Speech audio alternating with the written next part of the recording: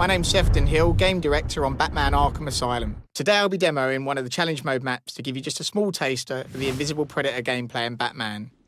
Let's start with looking at what is Predator gameplay. Deep inside Arkham Asylum, Batman is faced with insurmountable odds. The place is full of Joker's henchmen shipped in from Blackgate, and they're armed and ready for him. And as we all know, Batman is not superhuman. They know you're coming, but they don't know where or how. So Predator gameplay is all about using Batman's advantages, his intelligence, his agility, his gadgets, and his ability to plan and prepare before striking. So here we have Joker's henchmen all grouped tightly together, and I need to figure out a way to break them up and get them moving around the level. What's that supposed to mean? So I'll drop down here behind this weak wall and use my explosive gel to set a trap. I can explode the gel and use the debris from the wall to knock out the henchmen behind it. I can move up here, around the vantage points, around the top of the room. I look back down at where I laid the charge before, and then detonate the charge and incapacitate the henchmen behind the wall. What you can see immediately happen is the thugs dynamically react to this. So the first thug that gets to the down body calls over his buddies, and they set up a perimeter. Come on, wake up! Damn it, he's up cold! What we're going to see here is an example of the dynamic gameplay. They're going to start searching for me around the room. They don't know where I am, but I could be anywhere. There are no set patrol paths for the thugs, and every time you play the game it's different. So even me demoing the game for you, I have no idea what's going to happen. Is anyone feeling a little stressed down there? Your heart racing? Well, get a grip and stop that. I'm using detective mode to hunt down isolated henchmen. And one good strategic tip here is that it's much easier for the henchmen to jump down than it is for them to climb up. So if you see this henchman on the upper walkway here, he's managed to lose himself from the other guys, and I can pick him off without any of the other henchmen being able to get to me quick enough before I can make my escape. So I'm just checking out where the other henchmen are to make sure there's room enough for me to take him down. And I'll use the batarang here to knock him down. I'm going to go for a headshot because a headshot's going to stun him for longer.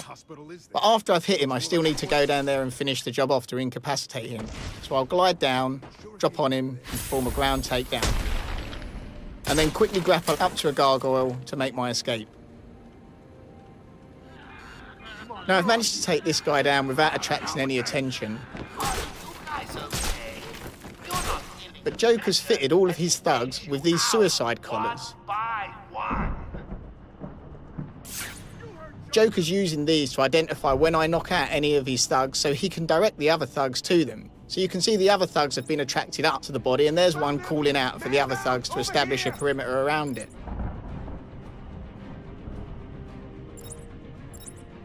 Now what I'm actually playing here is the challenge mode. And the challenge mode has a number of specific takedowns that you need to try and achieve. 2 of those takedowns were a batarang takedown and using the debris from a wall. You can see the white bats under the time, signifying the fact that I've already done those 2 takedowns. But I have a 3rd takedown to do, which is a silent takedown. So hiding under these grates, you can see the camera stays up outside the grate and allows me to track people moving up above. And I'm going to use this to take down this thug here, just a quick look around there to make sure no one else is around. And as he moves past, just come up behind him and take him down silently.